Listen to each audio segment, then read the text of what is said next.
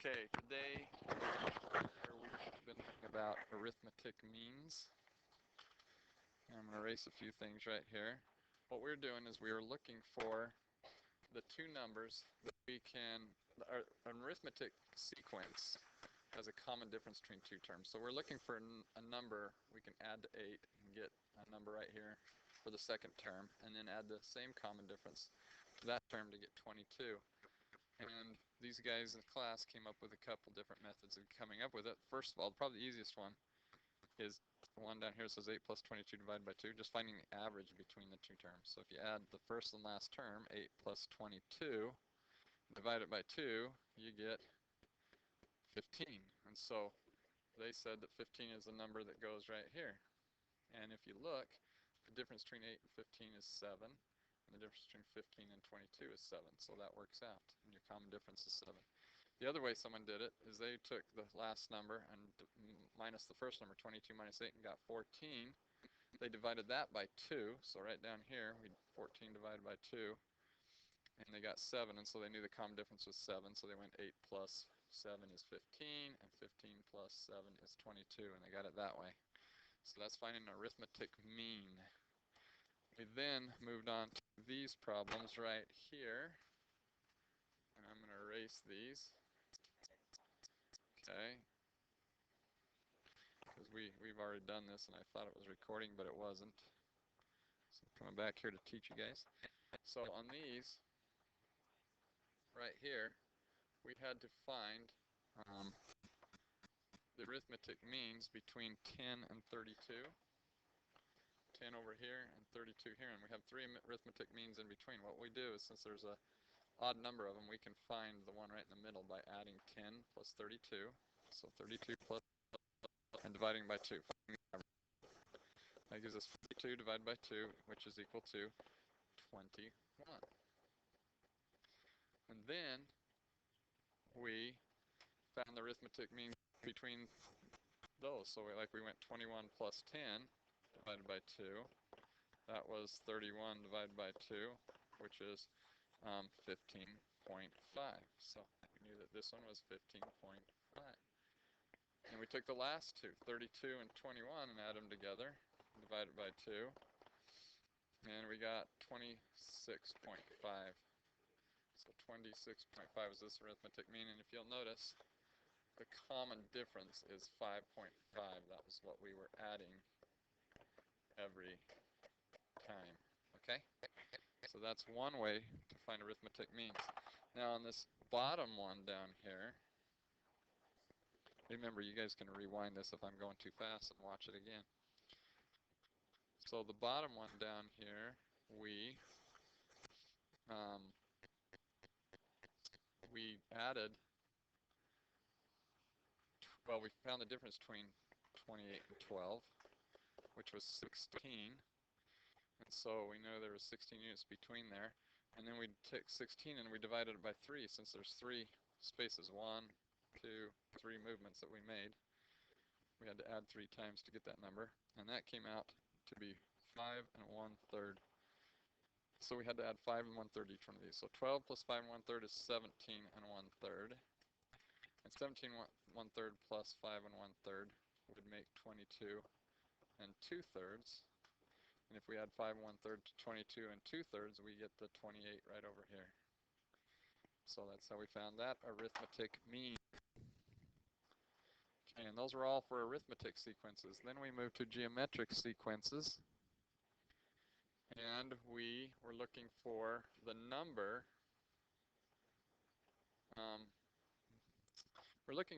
Our first term was 4, our third term was 100. And since this is a geometric sequence, we know we got to times it by something. Well, a lot of people just use guess and check. And if you go 4 times 5, you get 20. And then if you go 20 times 5, you get 100. And so the common ratio was 5, and the geometric mean was 20. So we were looking for 20 right there as a geometric mean. Then we did this one right here, these two right here. I actually had one right here and right here. We were looking for the numbers, once again, it's geometric sequence. 6 times something is going to be a new number, and then 6 times that same common difference is going to be that number, and then you times that by the same common ratio to get 162. Well, if you try 6 times 3, you get 18. And if you go 18 times 3, you get 54. And if you go 54 times 3, you get 162. And that was our last term. So our geometric means were 18 and 54, and the common ratio was 3. We're timesing by each time. So, and you can just use guess and check on these. Okay, our last one right here, we tried 4. 5 times 4 is 20. And then we went 20 times 4 was 80. And then we went 80 times 4 equals 320. And then 320 times 4 was 1280. So 1280, and then if you times 1280 times 3, 1280 times 4, you get the 5120, which is the last term. So the common ratio was 4 in each case. We multiplied by 4 to get the next number. So 20, 80, 30, 20, and 1280 were our geometric means. Now, this is on your assignment that I gave you last time. It's problems 10 through 18. So you should know how to do those. Review this if you need to. Okay, now we're all going to go to problem numbers 19 through 24 on the back. I'm going to do a couple of those with you. We are going to start with problem number 20. So here's a chance to get one of your homework problems done. Follow me on number 20. Okay, we're given the function g of x equals 3 to the x times 2. Okay? Hope we're on problem 20 on the back. I'm showing you how to do those back 6 problems. Okay? G of x equals 3 to the x times 2. Now, the first thing it asks us to find, in part A, it says find g of negative 4. Find g of negative 4. Okay, Chance, are you with me? Find g of negative 4. What does it mean to find g of negative 4? Raise your hand if you know. I need to know how many of you know what that means. Just don't say it out loud. I'm just trying to see how many know. Okay? Not enough of you. Not even half. Okay? All right. Jordan, tell me what you do.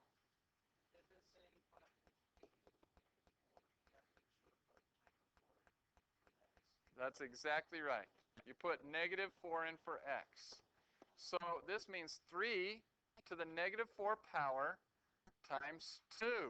Well, I have a negative exponent. How do you deal with negative exponents? Yeah, if you have a negative exponent, all it's going to do is it's going to flip this over, and it's going to make the 3 to the negative 4 be in the denominator. So it's 1 over 3 to the 4, and you're going to times it by 2. How many of you guys know what 3 to the 4th power is? You all have your calculator. What does 3 to the 4th power mean? What is that 4 telling us to do to the 3? Times by itself 4 times. So 3 times 3 is 9. Another 3 times 3 is 9. And 9 times 9 is 81. So this problem is going to come out to, and you're going to times the 2 by the 1 on the top. You always times whole numbers at the top of the fraction. So your answer is going to be 2 over 81. Okay? So does everybody understand when it says something like g of negative 4, it means to plug negative 4 into the function? Do we got that? Okay, let's go to part B. Part B wants us to find g of x equals 162. G of x equals 162. Well, this is different. We didn't replace the x with 162 like we replaced the x up here with negative 4. So what do you think this means? Raise your hand if you know. I just want to see how many of you think you know. What does it mean to find g of x equals 162? Okay, Jordan, what do you think?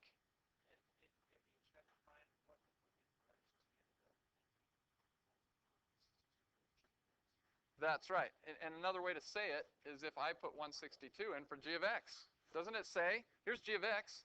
Doesn't it say I'm going to replace that g of x right there with 162? So I want you guys to do that. 162 equals 3 to the x times 2. And it wants me to solve and find out what I can put in for x to get that. Now, how many of you know how to do a problem like this?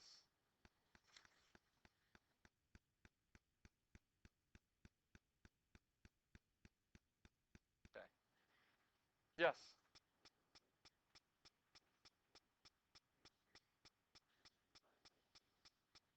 That's what I would do. Divide both sides by 2 first. Good. Because then the 2's cancel out. And what's 162 divided by 2, you guys? Someone tell me. Okay, 81. So you're going to get 81 to the x power. 81 equals 3 to the x power. I would suggest right here, you guys, you use guess and check.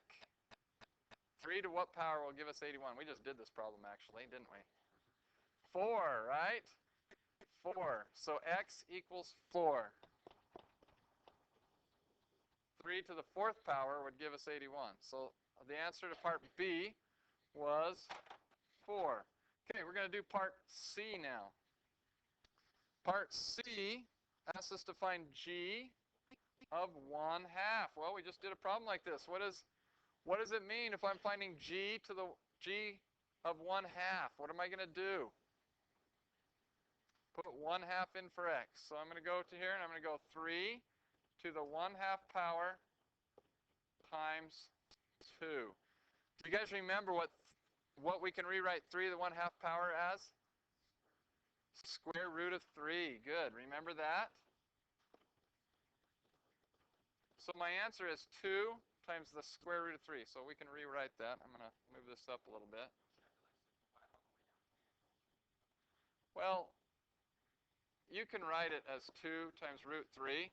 Or if you guys want to, we can put that in our calculator. Everybody put in your calculator and we'll get a decimal. 2 times the square root of 3. Put that in your calculator. Okay, give me it to 3 decimal places. What's the answer?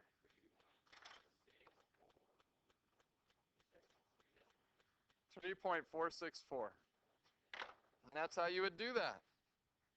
Okay, do you think you guys understand how to do those? Okay, I want you guys to do 19 through 24 now. I'm going to give you the rest of the time in class to do that. Okay? This assignment is due when? Next time, Tuesday. Have I talked about extra credit in this class yet? Okay, so everybody knows what to do for extra credit. 4 cans or $3 for Supper Santa. It's due next Friday. It's right up there. You can move your grade up a third of a letter grade, like from a C to a C plus, or a C plus to a B minus, or a B minus to a B, or a B to a B plus, whatever it is.